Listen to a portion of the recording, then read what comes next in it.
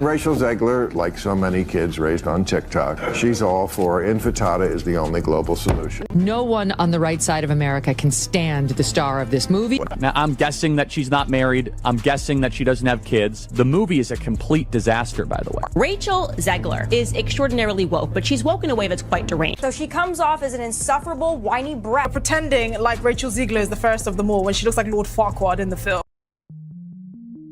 Rachel Zegler was supposed to be Hollywood's next unstoppable force. Handpicked by Steven Spielberg, crowned by Disney, her career seemed destined for greatness. But whispers of ego, entitlement, and behind-the-scenes chaos started swirling. And soon, the golden girl of Hollywood would find herself in one of the most shocking downfalls the industry had seen in years. Rachel Zegler's Hollywood journey exploded onto the scene with a rare kind of momentum that most actors can only dream about. At just 17 years old, she landed a leading role in West Side Story without any major film credits to her name. It was a golden ticket handed by one of the greatest directors of all time, Steven Spielberg. Her performance in West Side Story quickly caught Disney's attention. Before the buzz had even settled from the movie's release, she was announced as the star of Disney's ambitious live-action remake of Snow White. Two of the biggest names in entertainment had bet big on Rachel Zegler. Hollywood insiders buzzed about her being the future of the industry who could bridge classic cinema and modern audiences. But while outwardly, Zegler appeared poised and charismatic, some insiders began noticing subtle red flags. Comments about her on-set behavior started circulating. Whispers that she didn't always take direction well, that she sometimes clashed with creative teams, that her confidence occasionally veered into arrogance. This compounded with the high expectations on her shoulders, small missteps were beginning to echo louder than anyone wanted to admit. At the time, though, the PR around her was too much to stop. Interviews were booked, photo shoots were arranged. Rachel Zegler was being crafted into a brand. She was the embodiment of Hollywood's hope to modernize its classic icons and reframe old fairy tales through a fresh, progressive lens. She spoke about empowerment, diversity, and the importance of reimagining old stories for a new world. Disney leaned heavily into this narrative, presenting her casting as a bold and visionary move rather than a simple remake. Yet, a simple truth was quietly taking root. Talent might open the door, but how you carry yourself once you're inside determines whether you get to stay. And for Rachel Zegler, the next chapter would reveal just how fragile that golden opportunity really was. Landing a role in a Steven Spielberg film is a once-in-a-lifetime chance to learn from a master. For most actors, being directed by Spielberg would be a chance to absorb wisdom, build relationships, and earn a place in Hollywood's inner circle. But according to insiders from the West Side Story production, Rachel Zegler didn't treat it that way. Instead of stepping into the role of student, she reportedly saw herself as an equal, challenging Spielberg's creative decisions from early in the shoot. Sources claim that tension began almost immediately. Spielberg had a clear vision for West Side Story, and he wasn't interested in reinventing his ideas. He wanted to preserve the soul of the classic while refining its presentation. But Zegler allegedly had different ideas. She pushed hard for a reinterpretation of Maria, aiming to inject a more modern, defiant tone into the character. What might have been a healthy creative discussion in the hands of a seasoned veteran reportedly came off as brash and combative from a newcomer. Crew members described the set as increasingly tense. What should have been a harmonious collaboration often turned into passive-aggressive standoffs, with Zegler openly questioning notes and resisting traditional interpretations. Spielberg, known for his patience and collaborative spirit, was said to have grown visibly frustrated during key rehearsals. Insiders suggest that behind closed doors, he voiced regret about his casting decision. Rumors began leaking into the industry that Spielberg had quietly decided he would never work with Zegler again, even though West Side Story eventually made its way to theaters with solid critical praise. The lingering tension between director and star was an open secret among those close to the production. For Rachel Zegler, it was an early warning shot. Spielberg's disappointment might not have made headlines at the time, but inside Hollywood circles, it raised serious concerns. Directors talk, producers listen, and reputations, once stained, are difficult to clean. Yet, at the time, Zegler's career still appeared unstoppable for now. After West Side Story, Disney wasted no time placing Rachel Zegler at the center of their next major project, a live-action remake of Snow White. Updating one of Walt Disney's most sacred classics was always going to draw scrutiny, but early signs suggested this reboot would be far more divisive than anyone expected. From the start, Disney made sweeping changes to the original narrative. Gone were the iconic seven dwarfs, replaced by a collection of magical beings. For remaking the movie, they just got rid of the dwarfs, but they have one token dwarf amongst these magical creatures. You actually just went backwards. You actually just erased the dwarfism side of it, the disability, like we're a disability group. You just erase that whole controversy in Snow White. The dwarves have been eliminated in the live action. Yeah. Now it's Snow White and the 7 magical beings. Wait, it's 7 and the magical beings. Yeah, They won't 7 say magical and the 7 beings. dwarves. No, because they're not dwarves. For right now, that's the only jobs that are there. And gone too was the traditional fairy tale romance that defined the 1937 film. Instead, the new Snow White was positioned as a story of empowerment, independence, and social progress. This initially seemed like a strategic move, but the backlash came fast. Fans who grew up with the original viewed these changes not as evolution, but as disrespect. Who wants a movie about true love? What kind of woman do we want out there seeking true love, Eliana? It's the outrage. So apparently, according to them and according to the writers of Snow White, women can't even want to be in love anymore. And then came Rachel Zegler herself. Rather than embracing the magic of the story she was now leading, she publicly criticized the original Snow White in interviews, calling it creepy and outdated. There's a big focus on her love story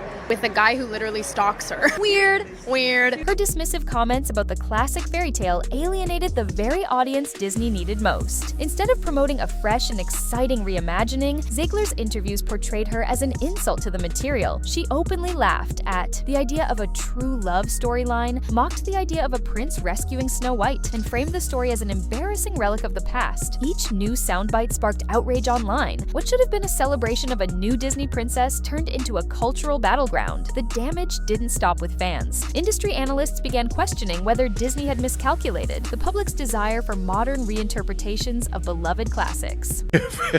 Hardcore. They're petrified of some kind of backlash. Internal reports suggest that even Disney executives were growing uneasy as early promotional tours generated more controversy than excitement. Instead of building anticipation, Zegler's comments became liabilities to the film and everyone within. When Snow White finally hit theaters, the numbers spoke louder than any review ever could. Despite months of relentless marketing, the film ultimately flopped, opening to box office returns that stunned even the most cautious analysts. They spent $170 million to make the thing, and it had the lowest opening, under $50 million, of any of these live-action Disney remakes that they've ever had. Doing catastrophically. They spent $300 million, and it currently has a 2.2 out of 10 rating on IMDb. And you know the saying, go woke, get broke, and Disney's going to lose money on this movie. And I believe it only made less than $1 million. With a production budget rumored to be between $240 and $270 million, the movie needed a massive global turnout just to break even. Instead, it barely limped across $190 million worldwide. For Disney, it wasn't just a disappointment, it was a financial catastrophe. Industry insiders had warned that the backlash could impact ticket sales, but few predicted just how catastrophic the fallout would be. Audiences didn't just stay home, they actively boycotted the film. Across social media, hashtags like Admire Not My Snow White and Boycott Disney trended for days leading up to the release. By the time the opening weekend wrapped, the narrative was locked. Snow White wasn't a misunderstood masterpiece. It was a full-blown disaster. The movie has a major identity crisis. I sat through the whole thing. This was really bad. It was extremely leftist on every political dimension. Racial politics,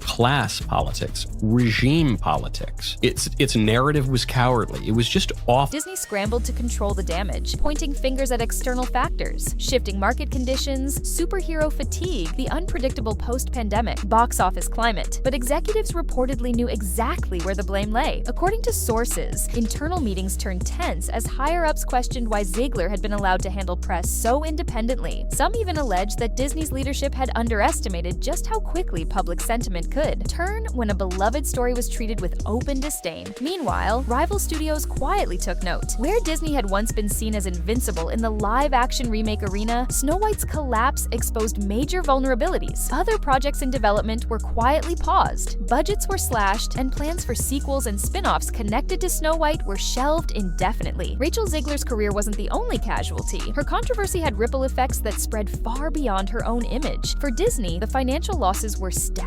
For Zegler, the reputational damage was even worse. Instead of being celebrated as a trailblazing new face for the next generation, she became synonymous with what many fans saw as everything wrong with modern Hollywood. As Snow White crumbled in theaters, stories began surfacing that the real chaos had started long before the opening credits ever rolled. According to multiple insiders, the set had been full of tensions, with Rachel Zegler often at the center. Political arguments, creative disagreements, and personal clashes became part of the daily environment. Reports suggest that the atmosphere shifted dramatically once Zegler began taking a more vocal stance behind the scenes. Some claim she frequently questioned script changes, character motivations, and even broader production decisions, pushing for the film to lean harder into political messaging. Others described moments when heated debates over the film's direction spilled over into rehearsals, which therefore slowed down progress as well. Studio executives quietly implemented damage control. Interview pairings were reshuffled to avoid putting Zegler in open conflict with co-stars. Press junkets were heavily scripted, with handlers stepping in at the first hint of an unapproved topic. Public appearances were micromanaged to present an image of unity, even as fractures widened behind the scenes. Despite their efforts, word began leaking out. Journalists noticed the uncomfortable body language during cast interviews, the clipped answers, and the way certain cast members avoided eye contact. Rumors swirled that entire scenes were reshot or edited to minimize on-screen interactions between certain actors. For Zegler, the off-camera chaos only deepened what she was digging publicly. The perception wasn't just that she had mishandled interviews, it was that she had poisoned the production itself. And as the stories mounted, it became clear that the collapse of Snow White wasn't an accident or a fluke. It was a slow-motion bomb that had been there all along. While Rachel's casting as Snow White had initially been praised as a step toward broader representation, murmurs within Hollywood questioned whether the story behind her heritage was as straightforward as it seemed. Insiders whispered that during the casting process for West Side Story, studio executives had privately asked Zegler to clarify and verify her Latina background, a sensitive topic that, if mishandled, could explode into scandal. At first, the issue stayed buried, but as negative press mounted around Snow White, those doubts resurfaced. Some insiders claimed there had been unease from the beginning, uncertainty about whether her heritage claims would hold up under scrutiny, and fear that the production could face accusations of cultural misrepresentation. Allegedly, studio heads had even requested documentation, a move that strained the relationship between Zegler and key decision-makers. Zegler reportedly escalated the situation unprofessionally. During promotional interviews, she began hinting at conflicts with studios over her identity, framing herself as a victim of discrimination. Her choice to take these grievances public turned a private interaction into a very public controversy. Something that could have been quietly resolved instead became another raging firestorm for Disney to manage. Critics accused Zegler of leveraging identity politics when convenient, while simultaneously alienating the very communities she was supposed to represent. Others defended her, arguing that no actor should be forced to prove their background to justify a role, but the damage was undeniable. Zegler was swiftly becoming more known for controversy than for her artistry. Casting directors, producers, and executives took notice of this. In an industry built on reputation and relationships, the questions surrounding her identity only added another layer of risk to her name. It wasn't just about how talented she was anymore, it was about how much drama she might bring with her,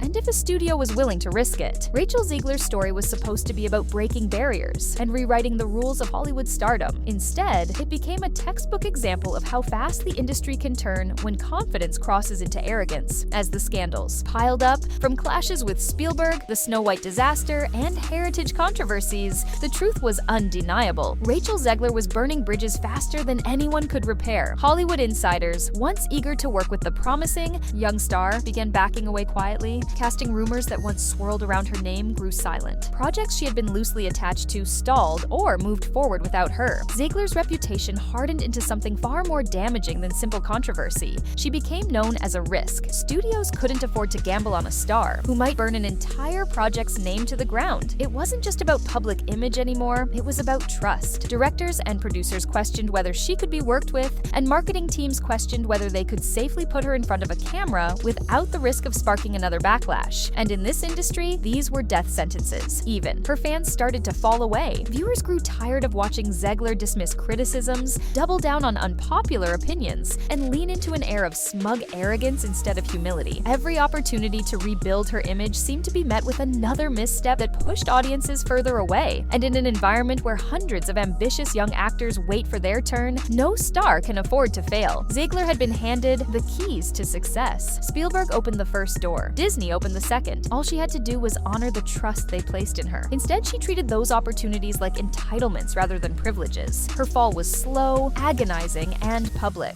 And as the dust settled, it became clear Rachel Zegler's downfall wasn't just the result of a few bad interviews or controversial takes. It was the natural consequence of forgetting that, in Hollywood, talent may get you noticed, but character decides how long you stay. Rachel Zegler's implosion sent shockwaves through Disney's entire entire live-action empire. What was supposed to be a triumphant reimagining of a beloved classic instead exposed deep cracks in the studio's approach. For years, Disney had ridden the wave of nostalgia, banking on remakes of animated favorites to drive box office success. But Snow White's collapse proved that this scheme wasn't foolproof, and that audiences weren't willing to blindly accept modernized versions of their childhood favorites, especially when delivered with such disregard. The broader industry watched closely. Disney's troubles were a cautionary tale for studios that even the most powerful brands could falter if they lost touch with the audiences that keep them in motion. Meanwhile, smaller entertainment companies began capitalizing on the backlash, producing content that leaned into traditional storytelling and capturing the viewers Disney had pushed away. As for Zegler, her once unstoppable momentum had evaporated. Casting directors moved on to safer bets. Industry media shifted to more critical coverage, dissecting how a star's relationship with their audience can make or break a career. The same headlines that once celebrated her rise now detailed her fall with brutal honesty. In the end, the collapse of Snow White wasn't just about a bad movie or a poorly handled press tour. It was about a fundamental miscalculation and an underestimation of how deeply people connect to stories, and how easily that trust can be shattered when legacy is treated like a joke. Rachel Zegler became the face of that failure, but the consequences rippled far beyond her own career. In Hollywood, opportunities are rare, and second chances even rarer. Rachel Zegler's rise was one of dreams, but her downfall was a slow, painful unraveling, fueled by choices no publicist could spin and no studio could fix. In an industry built on image, respect, and connection to audiences, she broke an unspoken contract. Talent may open doors, but humility, gratitude, and respect keep them open. Once those are lost, no amount of buzz or brand power can rebuild the bridge. Rachel's story isn't just about one actress or one failed movie. It's a cautionary tale about how fast fortunes change when a star forgets the people watching are those who truly hold the power. In the end, Hollywood's spotlight shines brightest for those who respect it, and when it turns away, it rarely looks back.